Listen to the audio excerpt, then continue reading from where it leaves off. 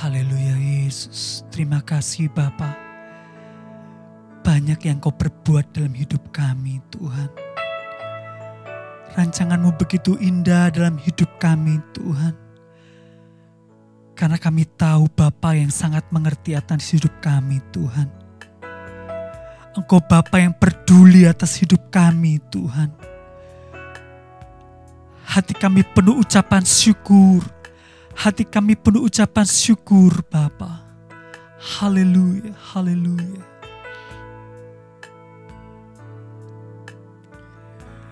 Banyak yang Kau perbuat di dalam hidupku. Rancangan indahmu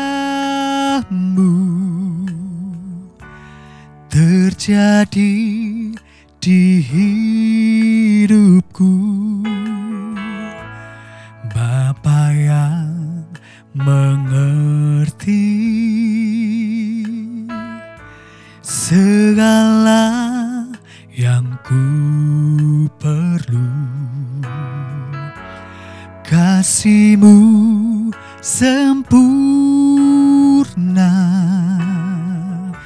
nyata dalam hidupku. Ku bersyukur Bapa, ku bersyukur Tuhan, buat kasih setia-Mu di dalam hidupku. Ku bersyukur,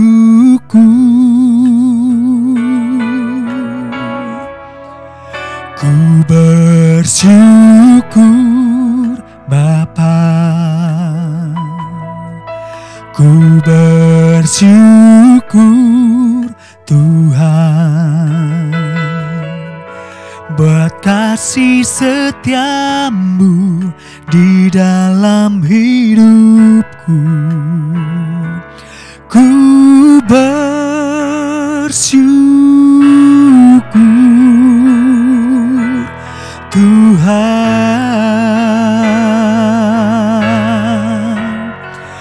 ku bersyukur Bapa, ku bersyukur Tuhan, buat kasih setia-Mu di dalam hidupku. Ku bersyukur,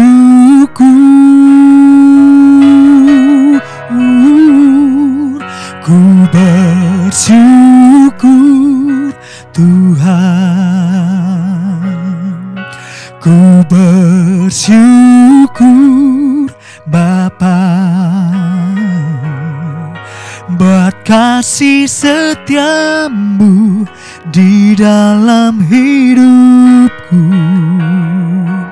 Ku bersyukur buat kasih setia-Mu di dalam hidupku. Ku bersyukur buat kasih setia-Mu di dalam hidupku. Ku bersyukur Tuhan.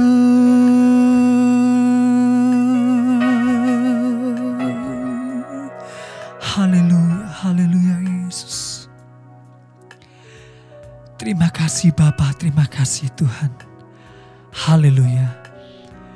Puji nama Tuhan, saatnya kita akan mendengarkan kebenaran firman Tuhan yang akan disampaikan oleh hambanya, Bapak Pendeta Guana Tanjung. Waktu dan tempat saya persilahkan.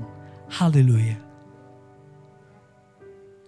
Shalom, jemaat Sangkakala yang saya kasih, kembali kita bertemu untuk kita mendengar, merenungkan firman Tuhan. Bukan semata-mata kata-kata biasa, tetapi tatanan kerajaan sorga yang mengubahkan kita, karena dia adalah roh dan memiliki kuasa kehidupan. Tapi sebelumnya mari kita berdoa.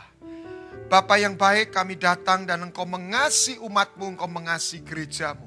Pada hari-hari yang sukar ini, biarlah kami boleh menemukan kebenaran-Mu, kasih-Mu, dan kuasa-Mu.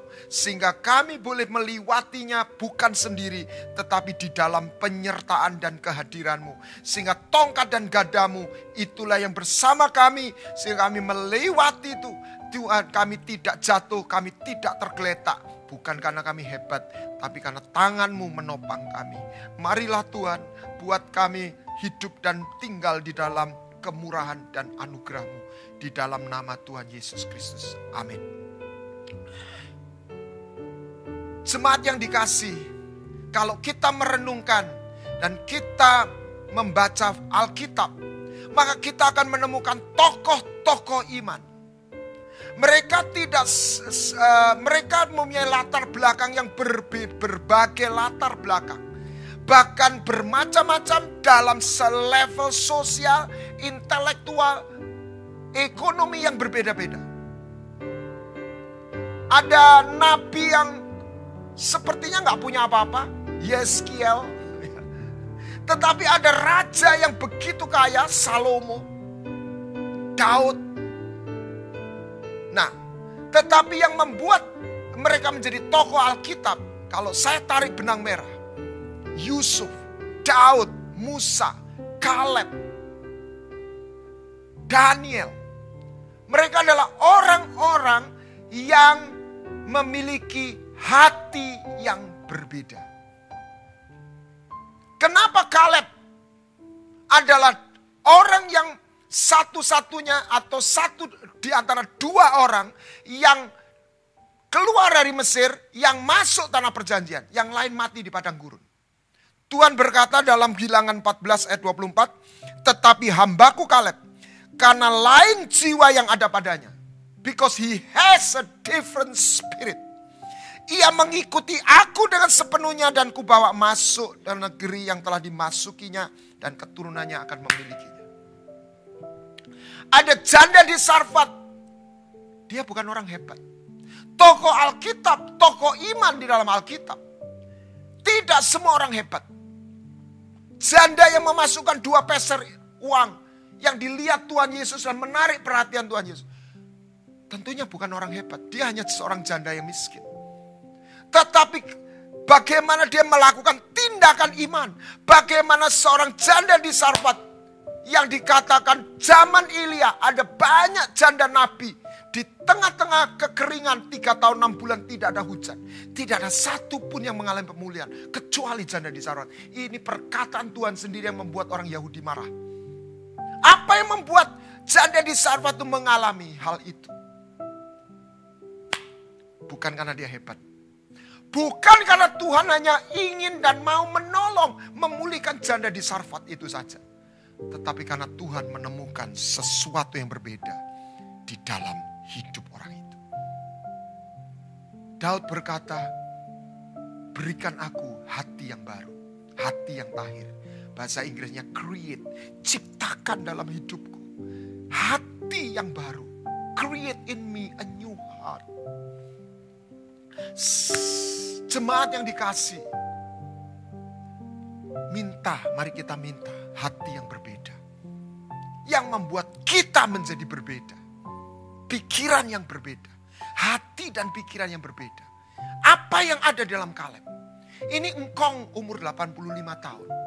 Tapi rohnya, hatinya gak pernah jadi engkong. Tua yang mau pensiun. Dia menerima nubuatan janji Tuhan. Dia mengikut Tuhan dengan sepenuh hati. Dan dia simpan dalam hatinya. 45 tahun lewat.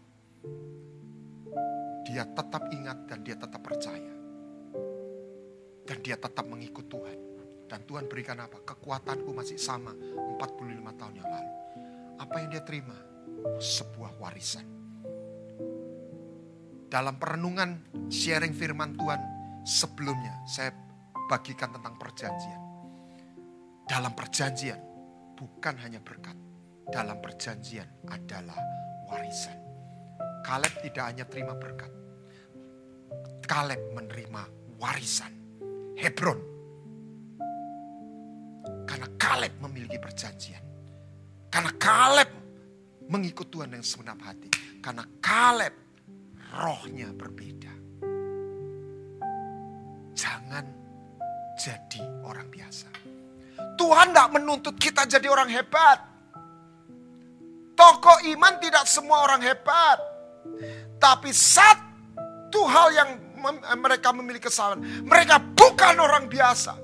Saya mendapati kenapa banyak hidup orang Kristen itu biasa-biasa. Karena hatinya biasa. Hatinya biasa seperti orang mengikuti agama. Mengikuti Tuhan itu sekedar sebuah transaksi. Ibadah kepada Tuhan Elohim, Yahweh Elohim, Adonai. Bukan sebuah transaksi. Seperti orang beribadah kepada dewa-dewa yang lain. Tapi sebuah perjanjian. Bukan kita yang menyerahkan diri lebih dulu. Tuhan menyerahkan dirinya. Masih ingat apa yang saya bagikan? Ketika Tuhan meminta Abraham mempersembahkan Ishak. Itu hanyalah sebuah simulasi. Karena Abraham tidak pernah pada akhirnya mempersembahkan Ishak. Tuhan hanya Abraham membayangkan. Bagaimana rasanya seorang ayah mempersembahkan anaknya yang dia cintai. Itu bukan Abraham, itu Tuhan sendiri. Ketika Bapa mempersembahkan putranya kepada kita. Itulah perjanjian. Kaleb adalah orang yang memiliki perjanjian. Hatinya berbeda. Karena orang yang memiliki perjanjian, dia disunat. Sunat membuat orang berbeda. Ada sesuatu yang dipotong di dalam hidupnya. Nah, saya akan masuk lebih detail dalam apa kira-kira manifestasi orang yang berbeda. Seperti Kaleb. Lihat, dia punya hati seorang anak. Dia tidak datang kepada Tuhan itu sebagai pengemis, sebagai budak. Karena melalui perjanjian dia dapat jadi anak. Anak yang hilang, dia nggak pernah mimpi dia jadi anak kembali. Kenapa dia terhilang? Karena mereka berdua, sulung maupun bungsu, tidak punya hati anak. Kalau dia percaya, kalau dia punya hati anak, dia percaya sama bapaknya. Si bungsu gak akan minggat. Si sulung gak akan komplain, satu anak kambing kok gak pernah kasih aku. Mereka memposisikan sebagai pegawai. Transaksional. Orang Jawa bilang ijir. Hitung. Tuhan tidak ngitung. Dia berikan anaknya yang dia kasih. Untuk kita. Di situ Anda dan saya harus tahu. Berapa nilai kita di hadapan dia. Padahal kita ini debu dan tanah. Yang pertama. Apa manifestasi simptomnya? Cek dalam hidupmu. Cek dalam hidup saya. Saya men-sharingkan firman Tuhan bukan untuk menuding siapapun. Tapi biarlah seperti cermin buat kita semua. Dia punya hati anak. Apa cirinya? Apa manifestasinya? Dia berani, ini istilah saya, dia berani ngeyel sama Tuhan. Dia berani berperkara. Bukan karena protes. Bukan karena marah. Tapi karena percaya. Kita punya Bapak yang baik. Dan Tuhan itu suka kalau anaknya percaya. Ternyata Tuhan juga suka kalau anaknya berani ngeyel sama dia. Kenapa Tuhan suka sama Yakub? Saya bilang Yakub itu kayaknya kok lebih baik Esau ya daripada Yakub kalau secara perilaku. Itu orang tukang bohong. Kakaknya dibohongi, ayahnya dibohongi. Katanya Daud itu penipu. Tapi dia diubah menjadi Israel. Kenapa Tuhan gak suka sama Esau? Karena dia memandang rendah. Berkat kesulungan. Kenapa Tuhan suka sama Yakub? Salah satu saya lihat. Dia suka, dia rindu. Dia ingin terima hak kesulungan. Dan dia berani ngeyel. Saudara, percayalah. Tidak akan pernah dan tidak akan pernah. Yakub bergumul dan menang sama Tuhan. Tidak akan pernah. Itu sebuah gambaran. Nah, tapi Alkitab menulis menang. Ya, Tuhan itu pura-pura kalah. Nggak mungkin kalah. Itu Tuhan sendiri yang berteofani. Menampakkan dalam wujud. Kata malaikat itu malak. Malak itu tidak selalu malaikat yang diutus. Itu Kristus. Lah kok kalah Pak? Tidak. Tuhan tuh suka lihat anaknya ngeyel. Berani minta. Kepingin berkatnya. Aku mau Bapak. Kasih aku berkat-Mu. Aku gak akan lepasin. Aku gak berhenti berperkara. Ayo kita punya hati seorang anak. Membuat kita berbeda. Saya percaya Anda semua anak Tuhan. Tapi belum tentu Anda dan saya punya hati anak. Anak itu percaya sama bapaknya. Ya. Yang kedua, apa yang membuat dia berbeda? Dia membawa persembahan di tengah-tengah masa yang sukar. Tetap menabur. Membawa persembahan. Janda miskin yang memberikan 2 peser. Kenapa janda di Sarfat Tuhan bahkan zaman Ilya gak ada yang pulih. Kecuali janda di Sarfat. Ini orang berbeda. Waktu saya baca bagaimana Ilya ke Sarfat. Dan dia minta air. Ini orang hanya punya 1 tepung terakhir. Yang dia makan dengan anaknya. Secara manusia seharusnya dia stres. Dan dia membawa persembahan. Dia bilang sama Elia yang dia tidak kenal. Baik Pak, saya bawakan minum. Dia memberikan ruang untuk orang asing. Dan Elia dengan pesan Tuhan berkata, Bu jangan cuma air, berikan aku roti.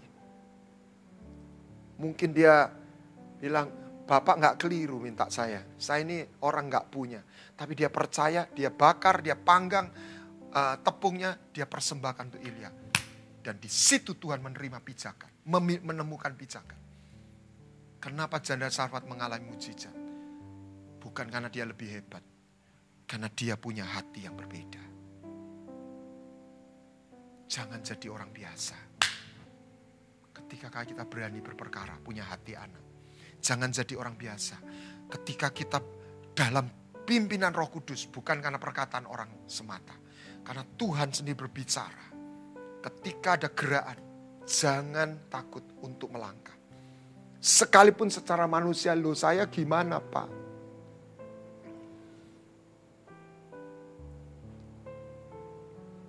Orang-orang yang menabur dengan menangis dan mencucurkan air mata. Mazmur 126, Tuhan berkata, dia akan menuai dengan sorak-sorai. Haleluya.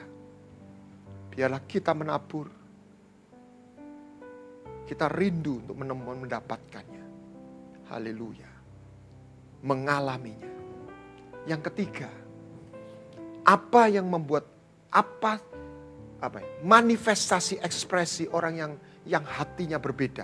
Orang-orang yang hatinya disunat. Sehingga dia mengalami hal yang berbeda. Di dalam masa-masa yang sukar. Dalam sharing saya sebelumnya, orang yang menerima tanda tahu dalam dahi. Secara roh, orang-orang itu Tuhan bilang jangan singgung, jangan sentuh, jangan jamah. Dan saya percaya dalam alam roh Tuhan berkata, jangan COVID, jangan sentuh orang itu. Kira-kira begitu. Dan pemeliharaan Tuhan secara supranatural bisa terjadi dalam diri orang ini. Percayalah, jemaat yang dikasih Tuhan, ini bukan janji kosong, ini bukan untuk orang tertentu seharusnya. Ini orang-orang yang menemukan rahasia ini. Mintalah hati yang berbeda. Orang-orang yang bersedia dan rela menabur. Daud hatinya berbeda. 3.000 talenta emas dia persembahkan untuk Tuhan. Luar biasa. Dia bukan hanya pintar nyanyi dan mengubah lagu. Dia mempersembahkan emasnya untuk Tuhan. Yang ketiga, orang-orang yang rela untuk sebuah kebenaran. Dia mencarinya. Untuk kebenaran. Dia rela memeliharanya. Dengan sebuah risiko. Yusuf, Daniel, itu adalah orang, dia tidak cari kemudahan, tapi dia cari kebenaran. Bagaimana Yusuf menolak godaan Tante Potifar. Dan dia tidak dapat kemudahan promosi.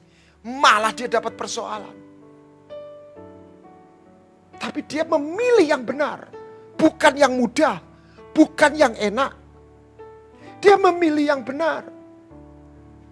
Walaupun dengan sebuah risiko. Oleh sebab itu begini, jemaat Tuhan. Salah satu yang Anda dan saya harus lawan adalah ketakutan. Ketika kita takut, kita nggak bisa melakukan yang benar. Ketika kita takut, supaya kita dibawa satu step, kita akan berkhianat. Kita perlu hati-hati dengan COVID. Kita perlu mengikuti protokoler, distancing, social distancing, pakai masker. Tapi kita tidak boleh dikuasai oleh rasa takut. Kalau saya seorang dokter, misalnya, saya bertugas di rumah sakit. Rumah sakit nanti saya ketular, itu resiko. Kalau saya seorang militer, ada perang. Ya saya harus berangkat ke medan perang. Oh nanti ketembak, itu risiko. Bagian saya adalah melakukan tugas saya. Bukan menantang. Bukan karena kita merasa hebat.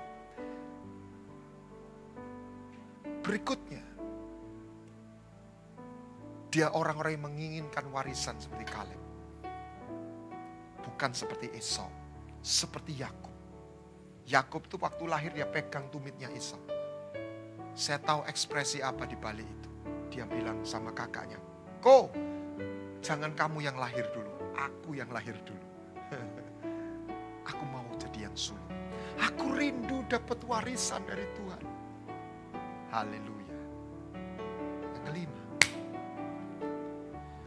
orang-orang yang menabur dan berbelas kasihan di tengah-tengah tantangan dan kesulitan hidup. Tuhan bagikan. Ada orang yang dari Yerusalem ke Yeriko dirampok tergeletak di jalan. Ada orang liwat, dia lanjut dengan urusannya. Ada imam, kalau hari ini pendeta, dia juga gak peduli. Ada orang Samaria dianggap rendah. Teologinya, doktrinnya kacau. Ya bukan berarti kita gak apa-apa punya teologi yang salah, bukan. Tapi orang ini peduli di tengah-tengah urusannya. Dia ambil orang ini. Saya bayangkan dia bawa keledai. Dan taruh orang yang tergeletak ini yang naik keledai. Dia yang harus jalan kaki. Itu membutuhkan tenaga dan capek. Dia bawa ke penginapan. Dia selesaikan, dia bayar biayanya. Dan Tuhan bilang siapa sesama? Orang Samaria yang baik hati. Bagaimana orang pertama di luar Yahudi, orang Yahudi yang terima Tuhan. Cornelius. Apa cirinya? Dia memberi sedekah kepada orang-orang yang gak punya. Kepada orang-orang Yahudi. Kepada bait suci. Untuk persembahan bait suci. Orang-orang yang menabur di tengah-tengah masa yang sukar atau tidak sukar. Di balik itu bukan karena sebuah peraturan. Karena mereka memiliki hati yang berbeda. Jemaat yang dikasihi Tuhan, pastikan Anda dan saya punya hati yang berbeda. Kalau saat ini Anda tawar hati, mintalah rasa dan cinta, belas kasihan, sekaligus juga gairah, cinta akan Tuhan. Api itu menyala ketika korban itu kita bersediakan dan membawa kehadiran Tuhan, membuat kita berbeda. Saya percaya ini saatnya dunia melihat sebuah perbedaan antara orang yang beribadah kepada Tuhan dan orang yang tidak beribadah kepada Tuhan. Saya melihat COVID-19 pandemik ini dipakai Tuhan untuk memurnikan, untuk menggoncang. Sehingga apakah kita berdiri di atas batu karang atau tanah yang berlumpur, atau di batu karang. Yang membuat kita berbeda bukan bangunannya, bukan kitanya, tapi Kristus yang di dalam kita melalui perjanjiannya yang dinyatakan dalam hidup kita. Ambil, alami kerajaan sorga dengan segala janjinya. Kuasa, kasih, dan kebenarannya adalah harta yang tidak bisa tergantikan oleh siapapun dan apapun. Carilah kerajaan sorga dan kebenarannya. Semuanya akan ditambahkan kepada kita. Tuhan memberkati. Mari kita berdoa. Biarlah kerajaanmu datang. Biarlah kebenaranmu hadir. Biarlah sunat itu kami alami. Sehingga roh kami berbeda. Jiwa kami berbeda. Pikiran kami berbeda, hati kami berbeda, membuat kami beribadah dengan Engkau segenap hati, bukan karena diawasi, bukan karena ini menyenangkan manusia, tapi karena kami tahu Engkaulah segalanya buat kami. Tuhan, jangan pernah Engkau ambil hadirat-Mu dalam hidup kami, buat hati kami berbeda, buat kami menjadi membawa persembahan di hadapan-Mu, buat kami tangan kami terulur kepadamu. Sekalipun kami sendiri sedang bergumul di dalam tantangan hidup kami semua masing-masing, tapi kami memberi ruang untuk sesama yang membutuhkan itu. Terima kasih Tuhan. Biarlah berkat-Mu turun atas setiap jemaat yang mendengarkan pemberitaan firman. Sebab firman itu bukan perkataan biasa, tapi roh dan kuasa kehidupan mengalir. Yang sakit sembuh, yang lemah kuat, yang tidak memiliki pengharapan melihat rema ini, mengalami rema ini, dan iman mengalahkan persoalan kami. Di dalam nama Yesus Kristus. Amin. Tuhan Yesus memberkati kita semua. Bapa di surga, sempurnakanlah ibadah kami dan berikan kami kekuatan untuk melakukan firman-Mu tadi ya Bapa. Mari kita buka kedua tangan kita. Sidang jemaat yang dicintai oleh Tuhan, terimalah berkat atas nama Bapa, Putra, dan Roh Kudus dalam nama Tuhan Yesus Kristus, mulai saat ini sampai kedatangannya kedua kali, menjemput kita semua, bahkan sampai selama-lamanya. Dalam nama Tuhan Yesus. Amin. Tuhan Yesus memberkati. Sampai ketemu di minggu yang akan datang pada jam dan waktu yang sama. Tuhan Yesus memberkati. Amin.